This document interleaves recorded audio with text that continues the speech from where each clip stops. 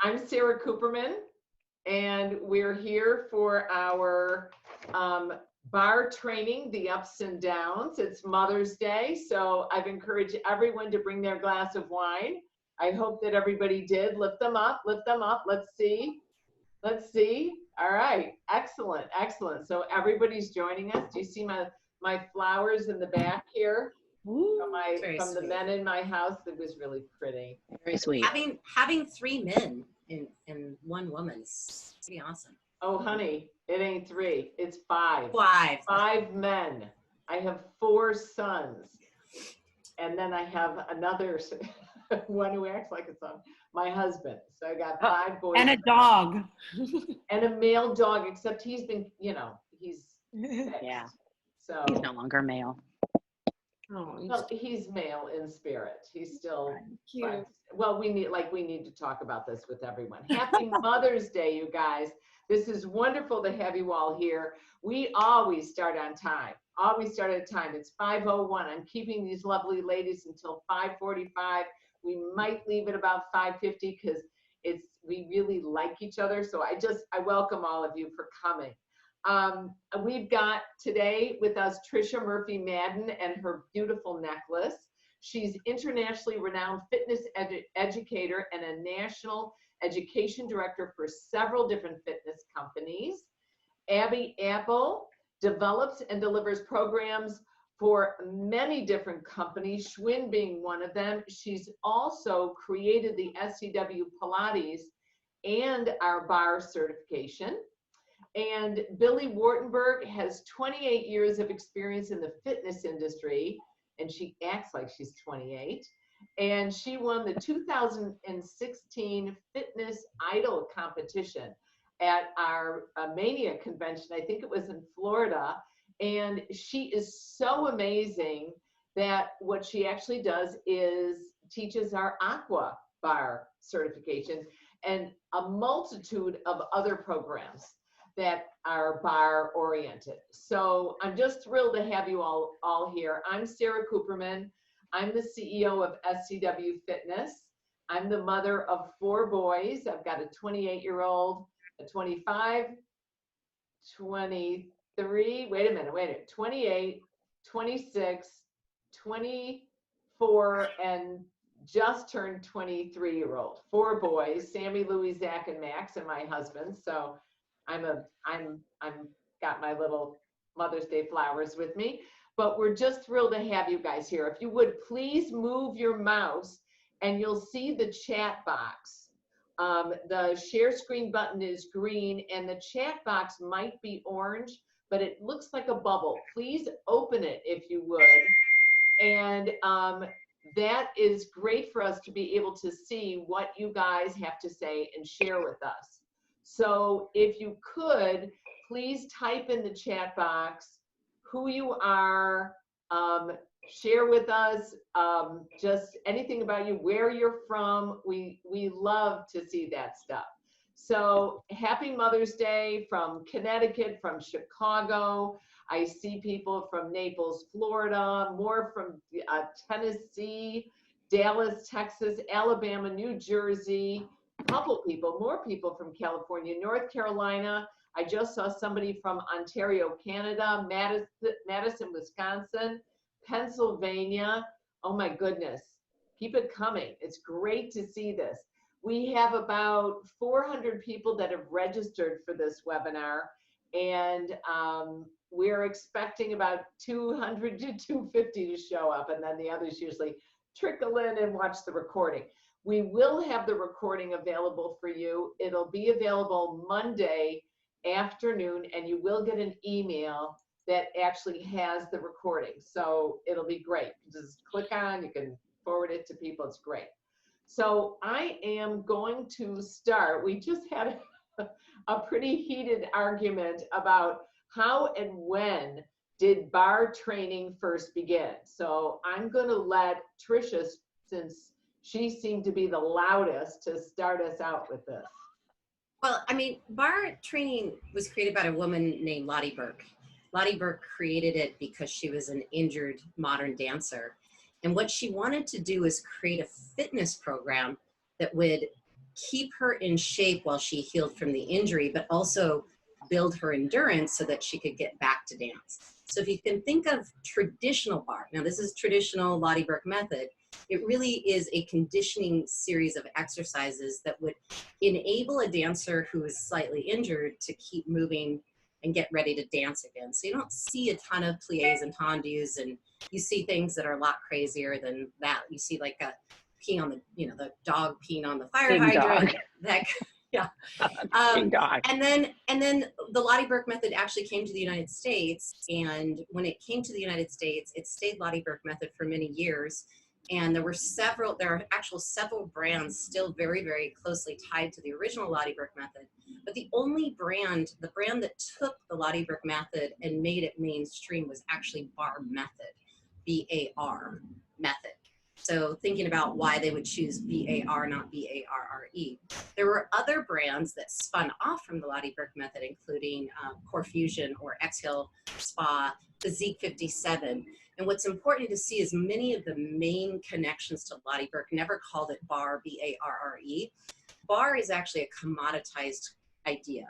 So essentially it started as a format, and in the US, it became a commoditized idea. So when you say we have barre classes, people have an assumption that it's what they experienced in, say, a Physique 57 class. So it's very much moved in the United States very differently than it's moved anywhere else in the world. And what we do with fitness is always an interesting story, right? We always take things and evolve them the way that we evolve them. So that's sort of a baseline history of it. And where it's at today is very different than it was even a year ago or 5 years ago. And yeah, that's the basic history. Okay, and Abby, please share some more with us. Yeah, I agree.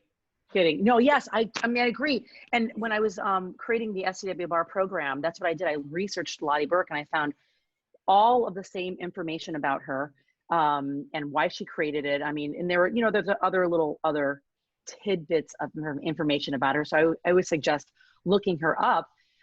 Very interesting, very colorful individual.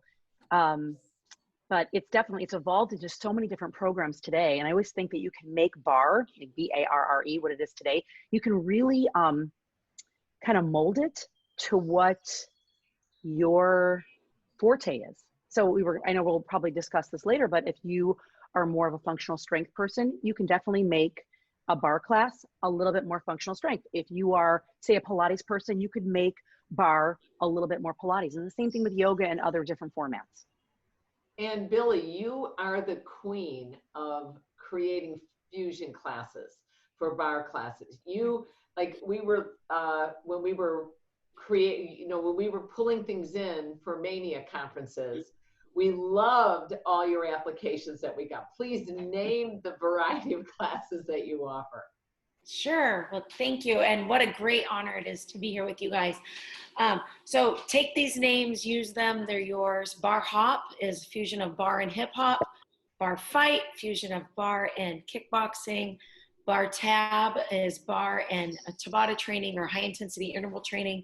There's ones at SCW Hit the Barre, which is that fusion. Barre Strength, barre, cardio and strength as well as lengthening. Barre Soul, barre and yoga. Aqua Barre, and then there's all variations of even just within Aqua Barre, within those types. Barre Gold for barre 55 and older, more of a slower, gentle pace. Barre Caliente, barre with a little Latin world beat flavor, and goes on and on and on and on and on. All right, I tried to type in as many as I could.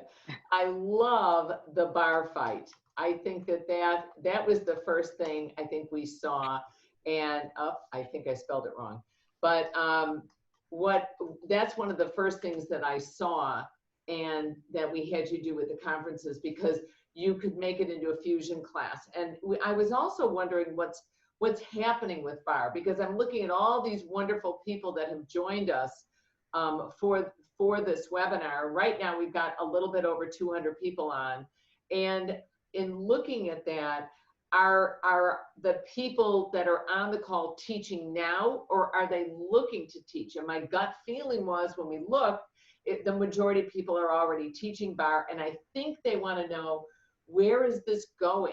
Where are the variety of exercises coming from? Where do we find them? How do we do them? And how do we integrate it in? I'm going to go back to Trisha to lend us some expertise. Well, there's a lot of ways you can look at barre. Barre has been taught in some studios for now going on, 30, 40 years to the same crowd, same very direct, specific exercises that Lottie originally taught. And in those studios in New York City and Los Angeles and other major markets are still packed. And the same clients are still coming back in droves. So the base barre format is still at your clubs going to probably be one of your most popular formats. If you're teaching a good barre class, a traditional great barre class, it's going to be packed. What did happen is the market got completely saturated.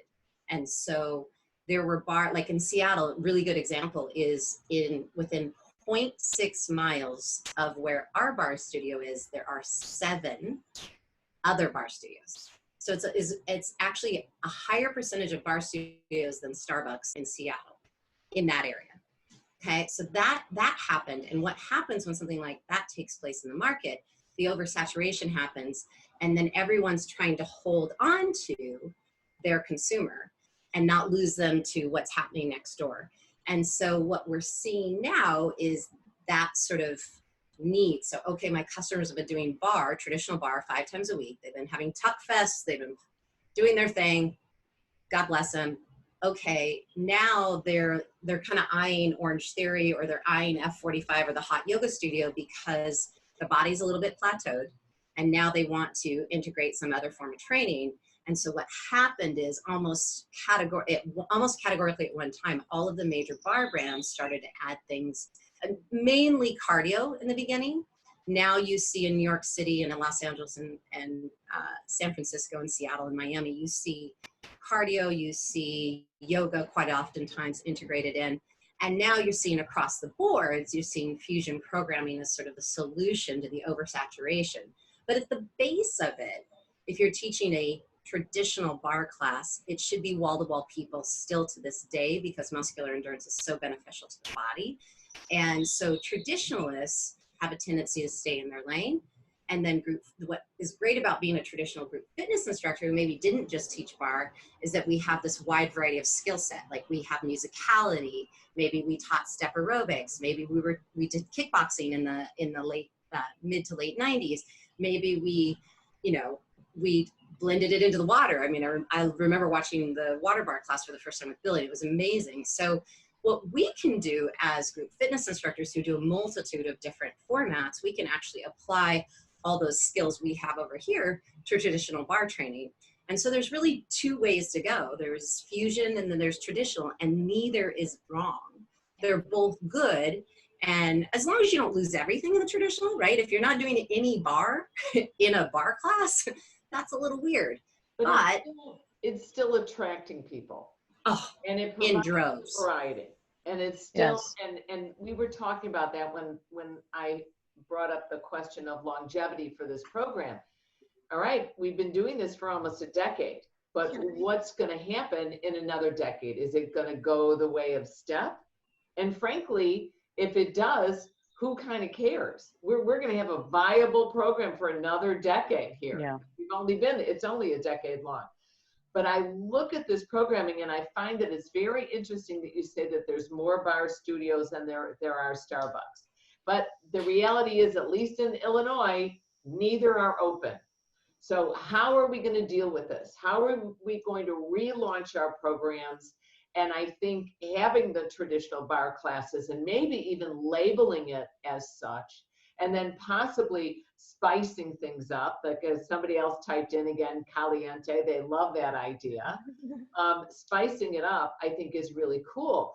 Billy, you have a lot of success with your barre strength class. Why do you think that is? Because all of us are going to age. And one of the main keys of longevity is strengthening our bone density, right? Because we all want to avoid osteopenia and osteoporosis. So as people are realizing, especially women, that the need to get the weights in, but yet they don't want to look like Shira, and so they love the beautiful lengthening that bar brings to them, but then adding the extra element of strength, they're so sold in that because it's the best of both worlds right there. No, and that's great. That's another thing that I think is creating this longevity in this program because it's so demographically diverse. I mean, young people can do it. That's really, the millennials are really where it took off like wildfire. And yet we're reaching all ages. And I just saw a note from, I'm a plus size woman. I really want to start teaching this program. And it is absolutely perfect. I took a bar class and I enjoyed it. I was doing it with my girlfriend that I danced with in high school, but it was kind of, I kept feeling in my back a little bit. And I thought, I love this. I love this. I'm taking this into the pool. And what I enjoyed about the program was I could use a noodle, you know, one of the aqua noodles, a woggle, whatever you want to call it, and use that as a bar and push it down or push it in front or keep it, you know, to stabilize me or to help to work as a destabilization method and integrate it in. So I love that demographic diversity. Abby, you've been doing our certification now for not long enough. I was going to say too long. No, don't say that. Yeah, and then I got scared that, Who else will you get? I'm kidding. Oh my God. Tell us about the people that are taking the SCW bar certain. Then Tricia, I want to hear about Bar Above as well.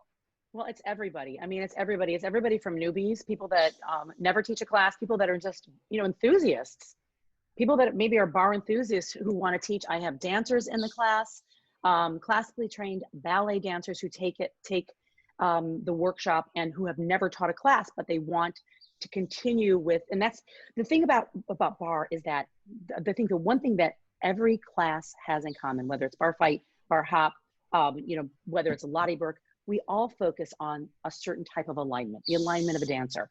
And so they all want to, I know I'm like, everybody stands up a little bit taller, but we all want to be able to teach that a little bit better. And so the people in my classes, they're young, they're old, they come from all walks of life at this point. That's great. And Tricia, talk to us about, you know, using a traditional bar, but then also training people either with a chair or in the center of the room. Well, bar is really a system of sequencing. So it's not necessarily a tool. It's because it's a commoditized idea. I want everybody to really understand that a bar can be taught anywhere with anything. Mm-hmm. I mean, I keep saying in our certifications, like right now, at the end of my certification, I want you to the end of your driveway and teach your neighbors bar, because you can. Because it's really, the bar is a tool, the sequencing is what you apply to that tool. And so the tool could actually be BOSU, it could be a TRX, it could be a chair. A chair is, in this case, only valuable as a balance tool. So if I'm teaching a traditional bar class, I'm probably not going to use a chair unless I'm teaching a population that could really use the balance assistance.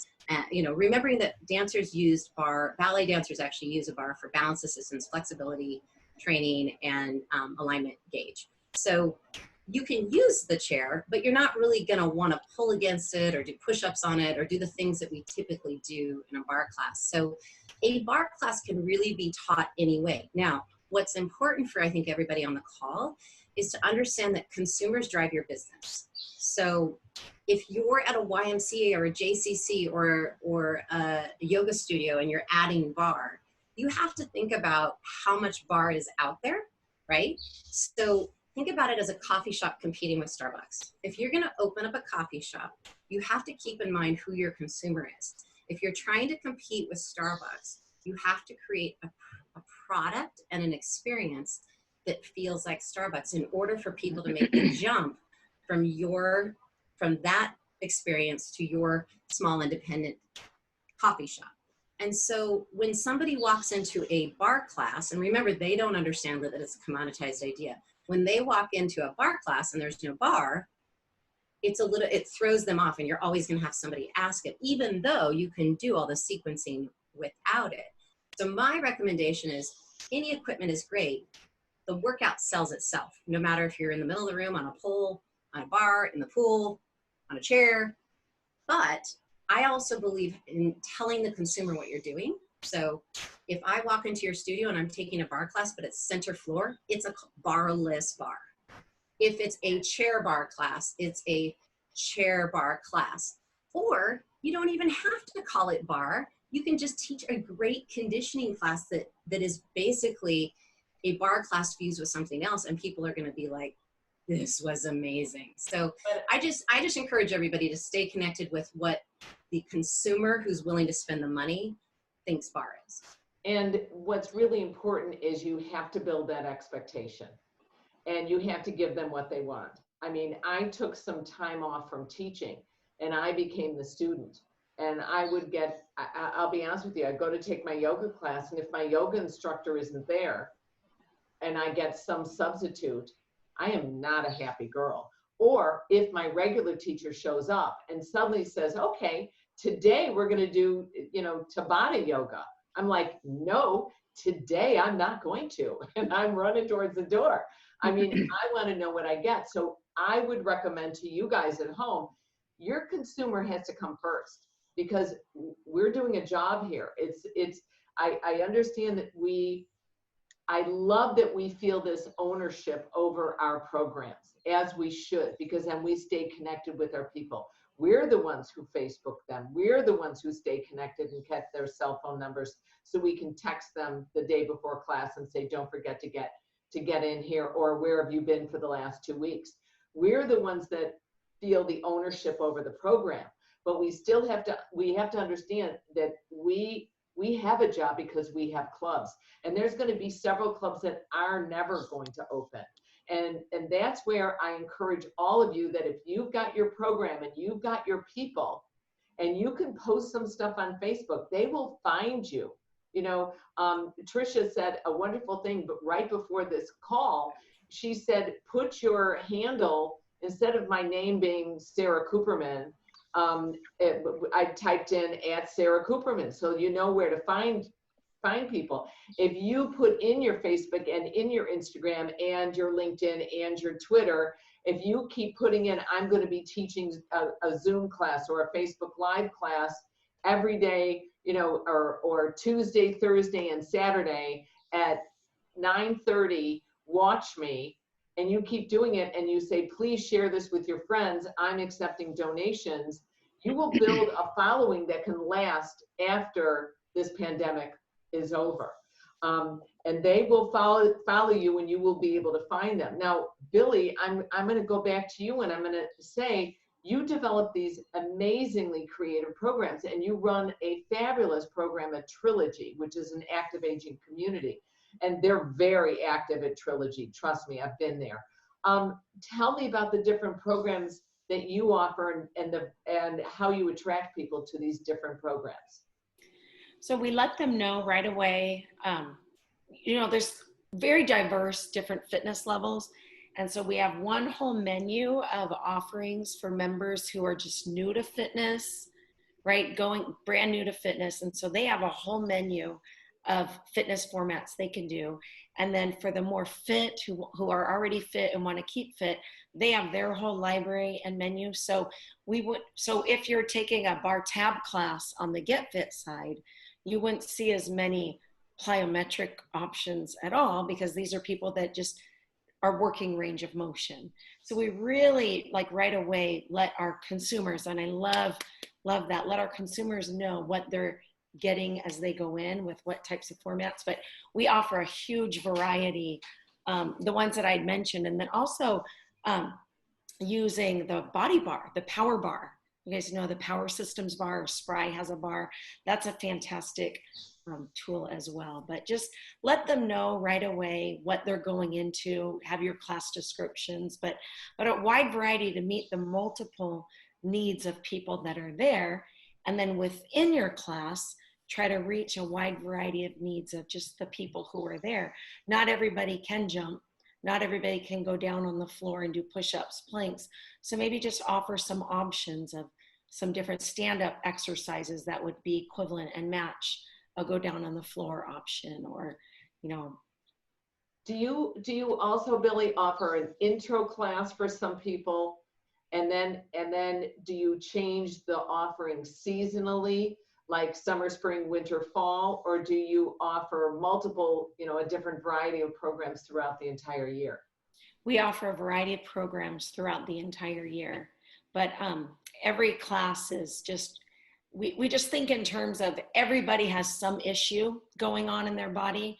And so all of our instructors are trained to meet a variety of options within that, whatever that issue is, whether it be shoulder, hips, knees, back, rotational, just always offer options so that everybody feels success in what they're doing.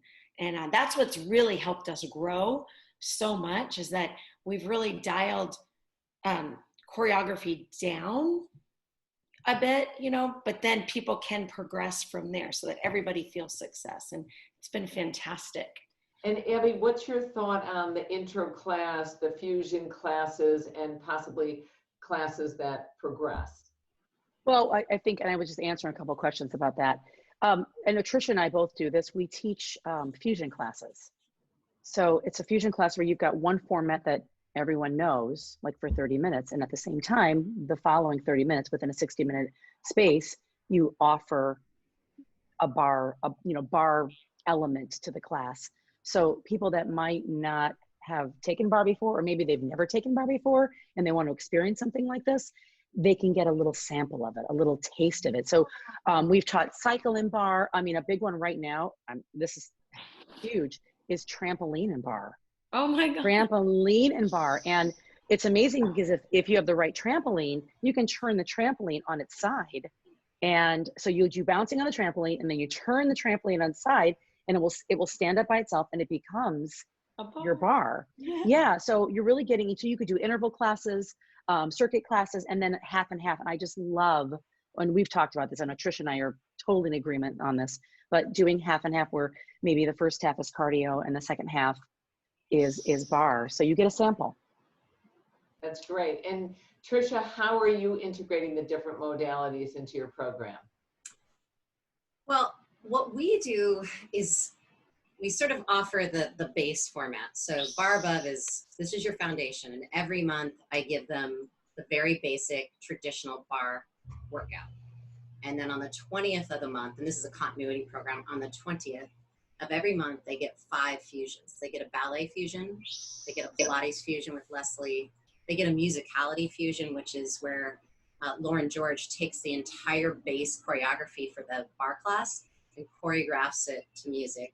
And then June Kahn, one of your dearest friends in the world, takes it and teaches a active aging version of barre or yoga. And so then we have a cardio barre as well. So what we kind of do is we say, like, here's your foundation, here's your base. And if you're going to be a traditional barre instructor, go in this direction. But maybe you're going to do both. Maybe on Tuesdays, you're going to teach traditional barre, but on Thursdays, you're going to teach cardio barre. Or I teach yoga sculpt, which is really a fusion of barre and yoga. And I can honestly attest to this. I think yoga sculpt, which I'm teaching at the SCW live stream conference, I would put my bottom dollar, whatever Annie said, I would put my money on the idea that yoga sculpt, which is really barre and yoga together, is probably going to be one of the #1 formats in the country going forward. It's just so good. You keep the traditional barre in there, but you vinyasa flow from one traditional barre sequence into a vinyasa flow, and it feels so good. And it's the hardest yoga class you've ever taken, and it's the hardest barre class you've ever taken. So it's like this incredible balance of the two. So that's kind of what we're doing, and I think so many people are going in that direction. I'm a traditionalist in that, like, if I'm going to do pedal and pulse, which Abby and I actually teach together, we teach it very much the same way. You're on the bike for 30 minutes, then you get off and teach barre, because I'm not certain I like flipping back and forth constantly, because I do want people to get the traditional muscular endurance benefits of what barre brings, and then this awesome thing over here. So it just depends on on what your clients are and what you like, and we just kind of dish it up, like, take what you want. I like the way you've done your programming, because those first 20 days are foundational, and then you got 10 more days in the month to boom, boom, offer this, offer that. It's not to say for your certified for the bar above certified instructors, they don't have to teach it that way. But if anybody's entering new, it's great. And you can take those extra 10 days of all this variety of programming and sprinkle it in however you want. What I also like about that, and I keep, I'm future driven. Like here we are, we're already done with the schedule for Dallas Mania, which is the end of August. I live in the future. I'm ready to put on my oxygen mask and go out and teach tomorrow. So I think about what's going to happen. How are we going to reopen our facilities? And I think bar training is absolutely huge. I'm not going to say it's not cardio, but it's easier to wear a mask and gloves in a bar class than it is in a cycle class where you're going to be sucking serious wind. Okay. So I think it's a wonderful alternative. How are we going to manage this? We've got to keep people 6 feet apart, putting little sticky logos. We can get the logos made of our gym and put them 6 feet apart. We can tie ribbons around our bars and put them 6 feet apart. We could have people bring their own bands. I know people use bender balls, people use a lot of tubing. I know Abby's a big proponent of tubing. People have to bring their own tubing. They've got to think about this. And I think when we relaunch our facilities, bar is going to be a great way to start because they're not going to have the cardiovascular or the strength that they maybe had before this pandemic. Abby, what do you think about the different equipment that people use? And do you have any recommendations? Well, I mean, I think the great thing about bar is there's so much body weight. And I mention this all the time that it's lightweight or body weight or both. You don't really need a lot of equipment. I mean, I could teach an entire bar class with nothing, with absolutely nothing. I mean, and I've been teaching this now. I've been doing a couple of classes online and we're literally using, 2-3 pound dumbbells. And if they don't have that, I'm suggesting that they use water bottles. I mean, it's just a matter of holding a little prop in your hands, but the movements are so, and I hate to say isolated movement, not muscular isolation, but the movements are isolated and small enough that you will feel everything just by using your own body weight. Yes. Billy, you're nodding. So talk to us. So when we relaunch, that is the total beauty of bar is that you don't need anything at all. So which means you can pack in so much in a short amount of time. So when you relaunch, have shorter classes. So maybe you have like a 30-minute bar express or 45-minute classes with a longer time to transition in between so you can get the next group in, because our classes now are going to have to be smaller classes, more spread out. But again, the beauty of this amazing format is you can pack it all in a small amount of time. It's fantastic. And what we could do is, if you're blessed with a YMCA, let's say, that has a cycle studio and a Group X studio that has bars, what you could do is stagger the classes. So one begins at 9 a.m. and the other one begins at 9:15. And we can make sure that the exits and the entrances, that's what we have to be careful of. That's where we have all the people coming in at the same time and leaving at the same time. So I wonder if there's a way to do a class that starts at 9 and 9:15. And could you structure it so that the people who started at 9 can end at 9:45 and the people who started at 9:15 can end exactly at 10, but we fit the same group so that they're not just all cramming in at the same time, and avoid that, that 6 foot virusy contact. Tricia, you're nodding. Talk to us about reopening and how are we going to manage all this with our bar programs? I think what's going to happen is you have two forms of reopening. One is your in-person classes, which are going to, in our case at our gym, we figured out we have 14 spaces to really safely offer, and we're actually doing 100% body weight, or a month in, we're going to be selling these kits for $80 where they get a yoga mat, a bender ball, a set of gliding discs, handled tubing, a flat circular tubing like Abby always uses for her workshops. And so now they have a kit that they come into the gym with. So step one is they come back in for in-person classes that fit 14 people. And then we're simultaneously, at the very same time you're teaching 14 people, you're being live streamed to everyone else at home. Because we know that in order to retain members, we can't constantly say you don't fit into class. But we also have the issue you just discussed with, we can't keep adding classes because of cleaning process between classes. So my feeling is that you have to open up with a very dual purpose scenario. And then I think other clubs, and I believe Kara was just saying this in the chat, other clubs are not going to open with group fitness. But Kara, what I want to say to you is you have to pitch your club owners on the idea that as they open the club, they should hire you back on to do Zoom classes for their club for members only. There is no reason. We have gotten so good at what we're doing. I mean, all of you out there are such an inspiration. It's watching our industry respond to this. It's kind of the prideful moment that we've all been waiting for. I've spent my entire life meeting my mother-in-law, going to parties and having people say, so what do you do?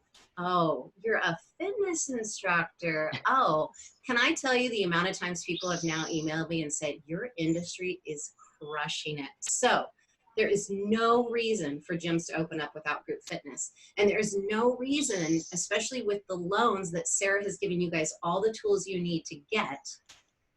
If those loans, our gym just got their loan and they're anxiously hiring all of us back. If they got their loan, they can hire you back to teach group fitness from your living room. They have to do it. If they don't do it, this is retention moment. This is not, you cannot expect that your members, if they can't get into group fitness classes, are gonna stay and pay their dues. It ain't happening once we reopen. Everything changes week to week, but gym owners need to offer group fitness immediately, however it needs to be done. Don't let them tell you it's not necessary. You are the bread and butter of this industry. Amen. Okay, and Tricia, thank you for that. Really? All right, and Abby, you're smiling, and Billy, you're nodding crazy. Who wants to talk first? I mean, I'll just go really fast. My philosophy has always been that group fitness is the heart of your club. And if you've ever been to a club that doesn't have group fitness in it, you can feel, I'm not saying the energy is dead, but it's definitely lower. I mean, when there's like a rockin' group fitness class going on, the energy in the club is just to the roof. So they have to have group fitness. But I do love, Billy, I love this idea of doing, 30-minute classes, and maybe, because I know we might not have as many classes. We might not have as many classes with instructors teaching, and they might not have as much work. So how about offering them 30-minute options, not only for your members, but also to keep your staff employed? I mean, that's important to me as well. And just as a quick aside, I don't know if you guys realize, but if you haven't secured a personal PPP loan, it's a payroll protection program, which is the CARES Act, which is the stimulus program. If you are an independent instructor, there is still, are you ready for this? $150 billion the government hasn't given away. They started with $350 billion. They added another 340 something billion dollars, and they still have 150 billion left. That means as an independent instructor, you can also, if you've been teaching at Y and in a few other places, and you're paid as an independent instructor, and you can document that last year you paid taxes on this money you were getting in from the club. You can actually average all the money you took at last year, figure out 2 months worth of your salary, and you can apply for that with the government. If you need more details on that, I'm a lawyer, my husband's a lawyer, so we're very supportive of this. And the fitness industry, we need these funds. So yes, business owners can come on, but independent instructors can come on.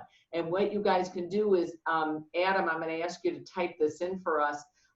If you go to scwfit.com/online, and you scroll to the bottom, there's recorded webinars with all the applications that are attached. in the record, some of the PPP loans. So there, sorry, I had to jump in there. And Billy, you were talking, you were gonna join in, I think what Trisha was saying, what Abby was supporting for the different type of classes, the half-hour programs. Are you currently, or were you before this whole situation happened, offering half-hour programs, or were they all 1 hour, or were some of them 45 minutes? Most of ours were full hour. However, we just opened, yesterday was the first day I taught.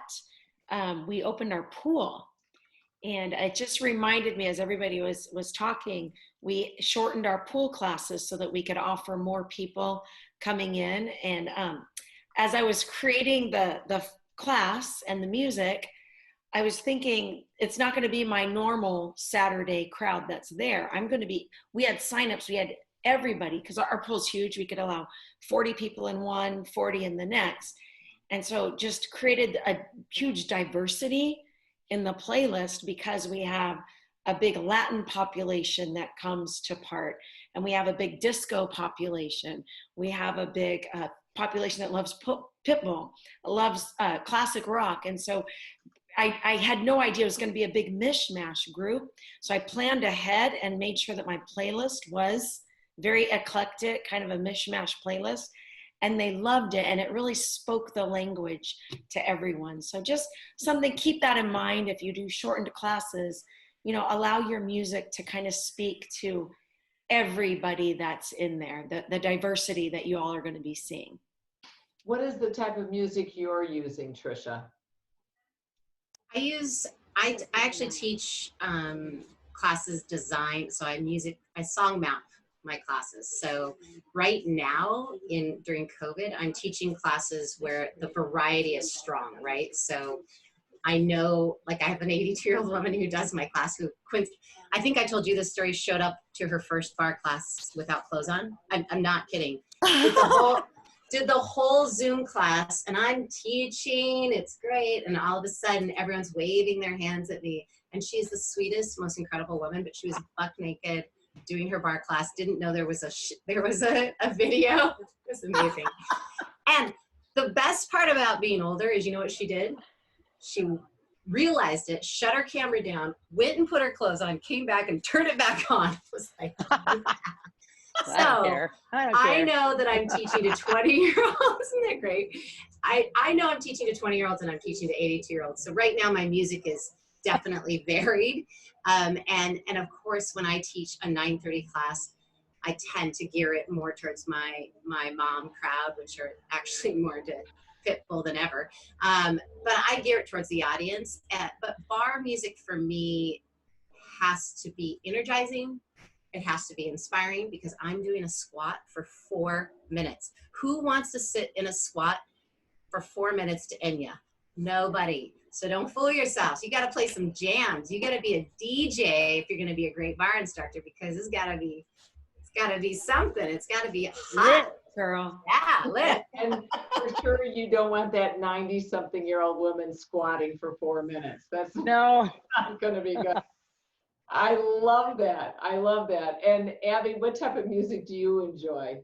Yeah, for bar, I use the most current music. I mean, it's always the most current music. And I go with, and I honestly, I use the music from the companies that most of us use for fitness music. And I use music to keep it so simple to teach. I use 32 count phrase music. Now, I know if we've been in the industry for 20 years or 30 years or 40 years, we probably know what 32 count phrasing is, and it just makes it so much easier to teach your classes. And I've used, songs, but this is the easiest way to teach. And I try to find music that is the most current. That's wonderful. And Billy, you're rocking. You're always a rocking girl. What type of music do you use? Anything I want. That's right. No, just a big variety. I think of my clients, right? The consumer, the customer, and what they like. But then I throw in, I love booty bumping. Like I just love, so I always have to throw in a booty bump track too. Very nice. So Very fun to nice. dance with too. That Billy is like, if you've ever taken a dance class with Billy, you cannot Amazing. stop. You cannot stop smiling. Period. The end. Like if you're going to an SCW, you got to take dance class. All right, this is great. So, I jammed with Trisha. That was so Where are you going? I'm going She's right like, here. Let me show you my flowers. For everybody. Yeah, I'm going to show my flowers and hopefully I won't fall down. I wish you all, everybody who's joined us, happy Mother's Day. Thank you for giving us 45 minutes of your time. We really appreciate you. I hope you all brought your glass of wine and enjoyed yourself.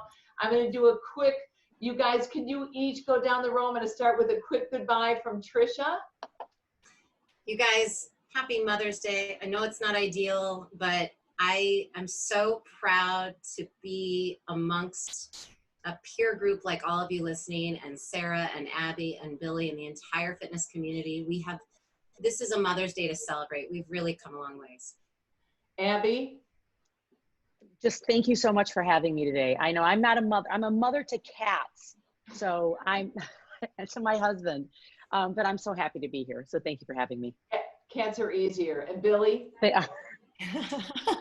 Love you all so much. Thank you for being here, and onward and upward. We are gonna get through this, so press on, y'all. Boom.